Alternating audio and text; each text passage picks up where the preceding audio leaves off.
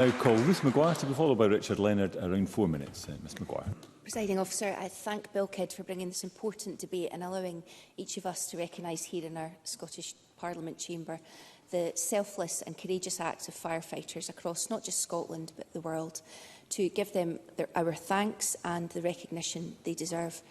Presiding Officer, there are few jobs more selfless than firefighting. Imagine what it takes to throw on your protective equipment and override every human instinct to run towards danger, knowing that you might not survive. To tackle flames that never want to die and searing heat that no one should experience. We've seen it time and time again at tragedies such as the Grenfell Tower in London, the Twin Towers in New York, and most recently with the loss of Barry Martin while tackling a blaze at the Jenner's store here in our capital. And yet, those men and women we remember, and those who continue to come to our aid and protect our communities, would probably tell us they were just doing their job. Men like Tom Brown. Tom Brown was 53 when he lost his life. Having 28 years' experience in the service, he joined Strathclyde Fire Brigade in February 1979. He served for 20 years at Johnston, Renfrewshire, before moving to Colwinning Fire Station.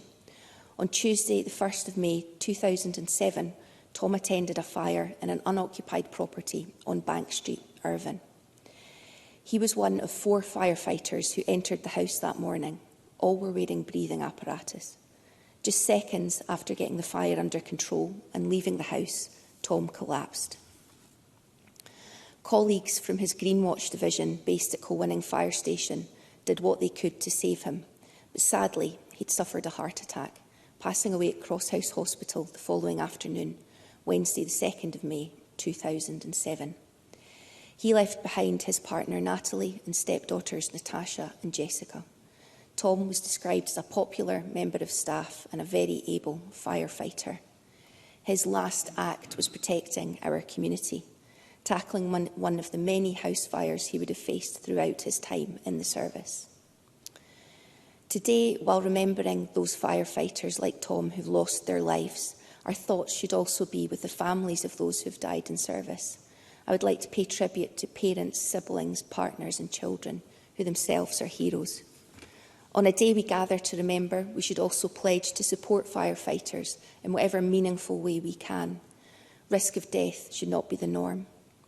The report from the University of Central Lancashire, commissioned by the Fire Brigades Union, found that there were serious health risks to UK firefighters following exposure to toxic fire effluents. It revealed firefighters like Tom are dying from heart attacks at 5 times the rate of the general public, almost at 3 times the rate from stroke, and are significantly more likely to suffer from cancer. Understanding the effects of those harmful contaminants is vital to creating a better working environment for our brave firefighters.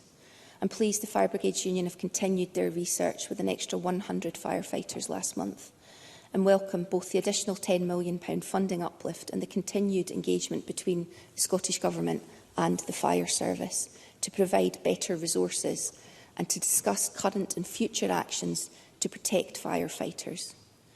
Presiding Officer, these are extraordinary public servants that we honour and remember today.